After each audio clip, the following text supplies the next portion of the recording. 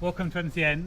It's less than 6 weeks before the 2014 Dakar kicks off. So we've come to Austria to see the KTM Motorsport guys in action, and more importantly their actual Dakar project.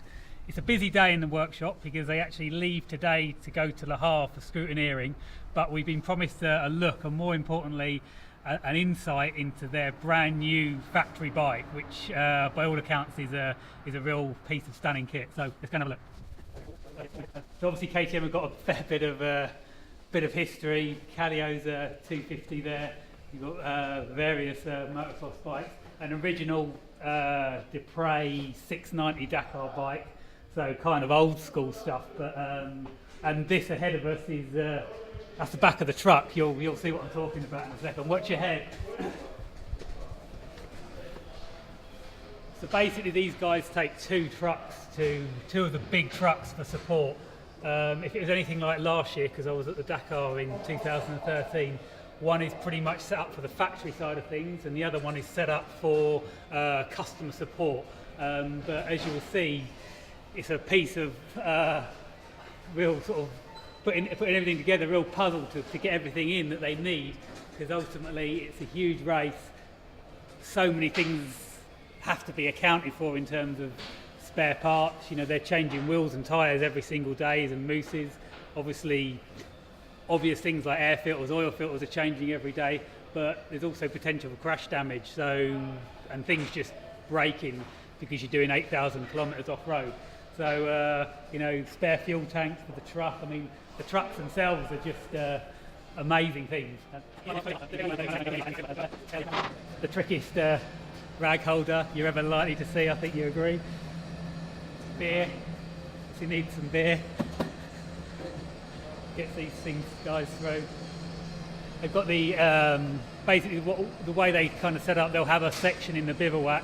They have the big easy up awnings, like 6 metres by 3 metres awnings.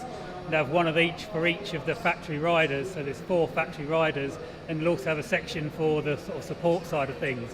So when they actually arrive in the bivouac, you know, they really have a huge presence.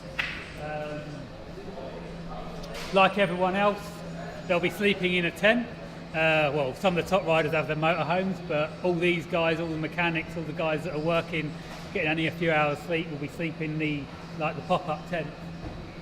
But this is the really good bit. This is where these new bikes are being built. Right, now we're going to meet the man behind the development of the new bike, which is Stefan Huber, who's the technical manager. Well, first of all, we change ergonomic quite roughly, because the race coming more and more technical. Sure. So the riders want more like enduro style bike. Right, okay, yeah. So, and then next we change our rear shock with new linkage completely.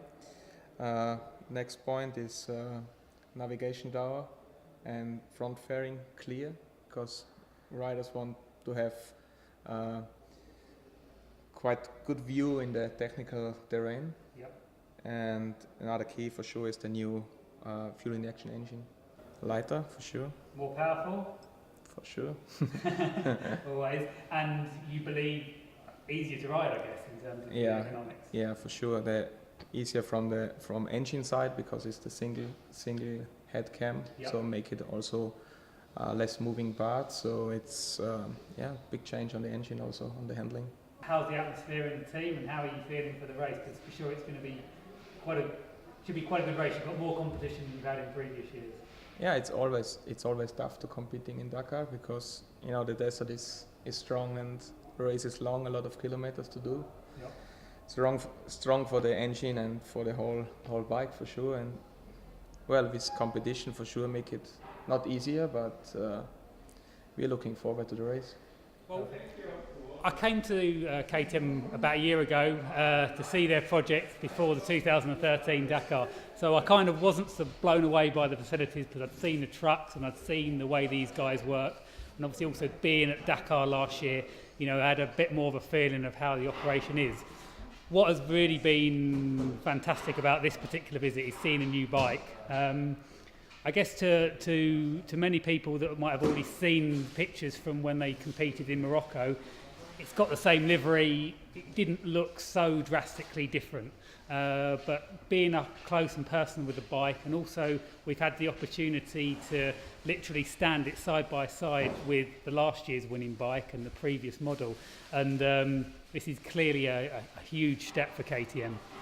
It's obviously quite fair to say that, you know, they've as well as wanting to continue to push the limits and keep on winning the Dakar, which they've done for the last decade, they've also facing a lot more competition. You know, for 2014, Honda came back to the race in 2013, but for 2014 they've clearly upped their game.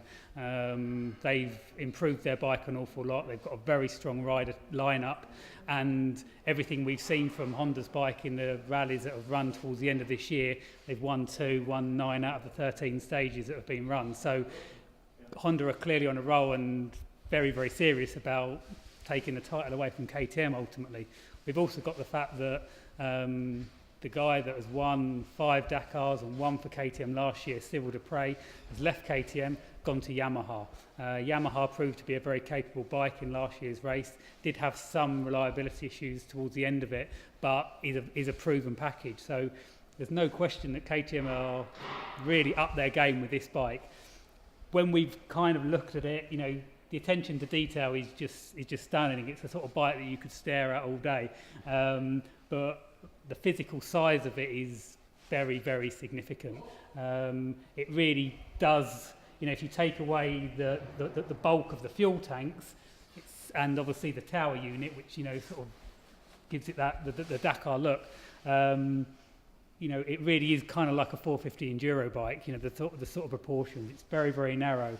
And one real key factor, we saw it last year with Honda, they introduced a transparent screen, but this area was all kind of full. But what KTM have done as a response to the riders and the fact that Dakar is getting more and more technical, because when it was in Africa, it was a lot of flat out, very, very fast, long stages. Since going to South America, the terrain is different. There is much more technical things, you know, rocky riverbeds, big river crossings, huge dunes. So the riders wanted more feel, wanted to get away from the bigger kind of style Dakar bike.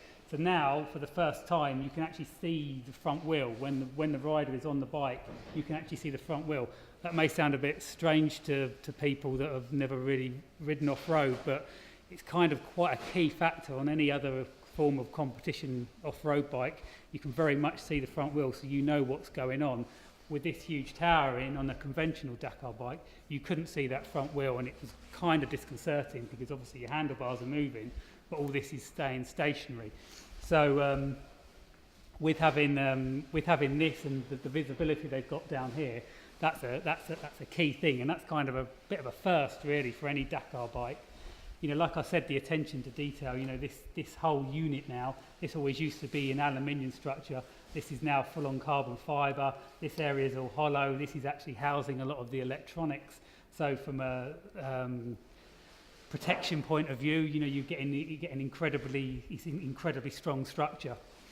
So KTM have always been, you know, spectacularly serious about Dakar.